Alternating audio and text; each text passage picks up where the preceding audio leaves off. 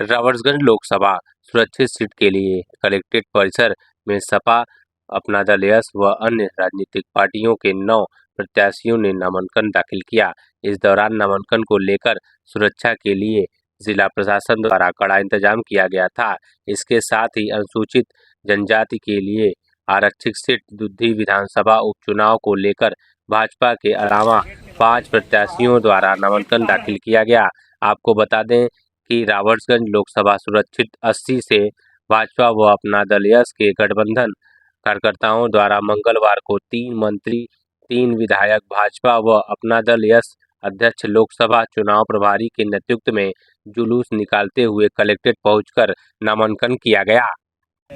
हमारी सरकार ने 2014 से लेकर के 2024 के बीच में आम जनमानस के लिए जो काम किए हैं और धरातल में जिस प्रकार से उनके काम उतरे हों, चाहे स्वास्थ्य संबंधी चीज हो आयुष्मान कार्ड के रूप में, चाहे आवास देने की बात हो, और समाज के सबसे निचले तबके में रहने वाले हर उस व्यक्ति के लिए उन्होंने कुछ ना कुछ योजनाएं लाने का काम किया है जिससे उनका जीवन स्तर बदले।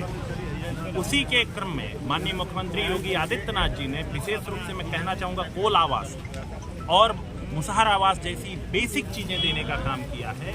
मैं एक उदाहरण के तौर पे ये चीज़ें बता रहा हूँ।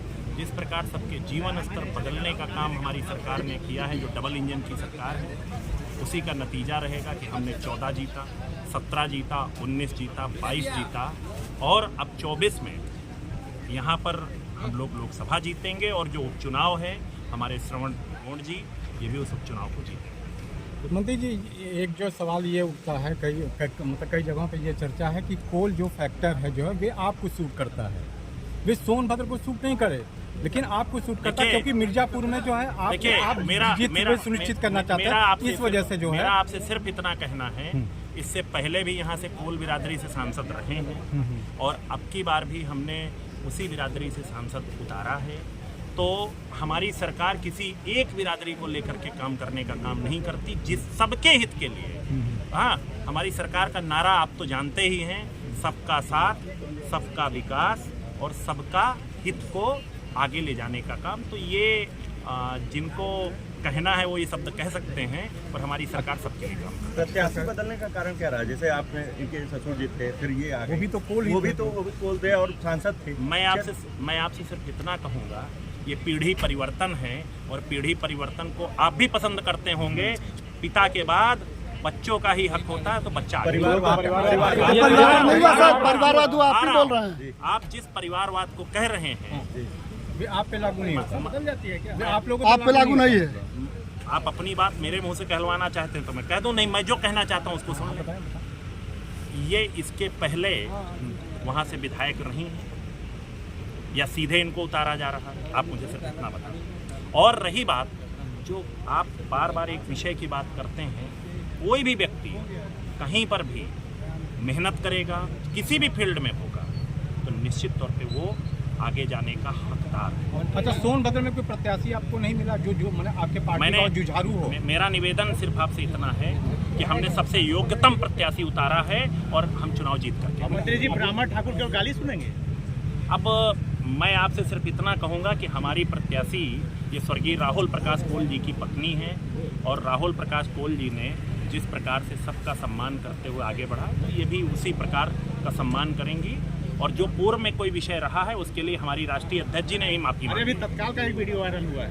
नहीं, अब मुझे जानकारी नहीं है, आपको अगर कुछ है तो आप काम करती हूँ और ये बताना चाहती हूँ कि चुनाव के बाद प्राथमिकता हमारी है, मेन है शिक्षा है, दवाई है, अस्पताल है, ऐसी कई इच्छा है। पानी तो बहुत ज़रूरी है और मैं माननीय प्रधानमंत्री श्री नरेंद्र मोदी जी, राष्ट्रीय अध्यक्ष माननीय श्रीमती अनुप्रिया पटेल जी ने लोकसभा के प्रत्याशी के रूप में मेरा चयन किया, उन्होंने भरोसा जताया।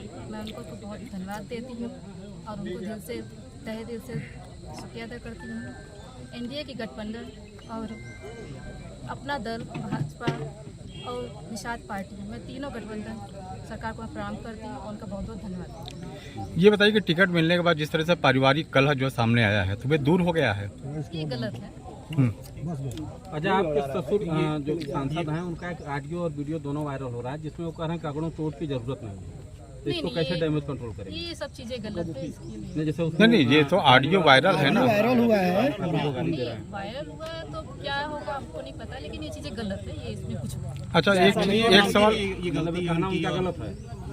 उन्होंने कहा कि ब्राह्मणों का हम पानी तक नहीं पियेंगे। नहीं ऐसा कुछ नहीं।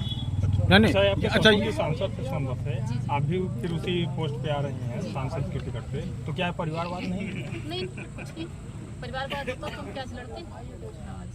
नहीं, आपकी परिवारवाद तो हुआ। नहीं ऐसा कुछ नहीं। क्यों, ससुर सांसद थे, आप फिर उसी पोस्ट पे फिर आ रही हैं, तो ये तो परिवारवाद ही हुआ ना। देश हित के लिए तो चलता है, भारत माता की। अच्छा, ये बताइए रिंकी जी, ये बताइए कि आपके ससुर जी जो है 5 साल जो है मौन रहे संसद में, लगभग साल भर आपको भी हो गया। एक सवाल पूछिए विधानसभा में, आपने पूछा है? समाजवादी पार्टी से, तो समाजवादी पार्टी से तो सांसद जी भी भरे थे पर्चा कल। भरे हैं दोनों जन। तो ऐसा क्या हुआ कि पति पत्नी दोनों लोगों को दाखिल करना पड़ा? कर दिए हैं ना, जिसका होगा अच्छा उसका। कहीं ऐसा तो मामला नहीं है कि महिला महिला का मुकाबला होना है? अब जो सोचिएगा आप लोग वही सोचिए, चाहे कुछ भी। मैंने सीट से नेतृत्व से मैंने बात हुआ था कि मैंने आपको भरना है कि मतलब अपने मन से आप भी कभी के नियम को दावेदारी करनी है, हमको भी करनी नहीं, हम सोचते हैं कि दावेदारी करनी है। आप चुनाव लड़ेंगे, क्या लगता है जीत जाएंगे? हाँ जीत जाएंगे। किन मुद्दों को लेके जाएंगी आप? किसान, पानी, विकास और लाइन, बिजली, रोड और समस्या जनता के समस्या। आपकी लड़ाई किससे है? आगे आपका प्रतिद्वंदी कौन है जिससे आपको लड़ना है? किसी से नहीं है। किसी से नहीं है। नहीं। है। घर में जिस तरह से मतलब आप एक दूसरे के साथ रह रहे हैं, लेकिन मुलाकात हम कर लीजिए आप लोगों से। मैदान में तो क्या मतलब जो है ऐसा क्यों परिस्थिति मतलब बना? आपकी लड़ाई में आपके पति भी नहीं है? ऐसा क्यों? शांतनु भाई, सिंबल दोनों सिंबल है, सिंबल से इनका सिंबल से भागा गया है। अच्छा, आप सांसद जी का चुनाव लड़ रहे हैं, एमपी और एमएलए में क्या अंतर है? ठीक है यार, ये सब बातें ठीक है, पूछो।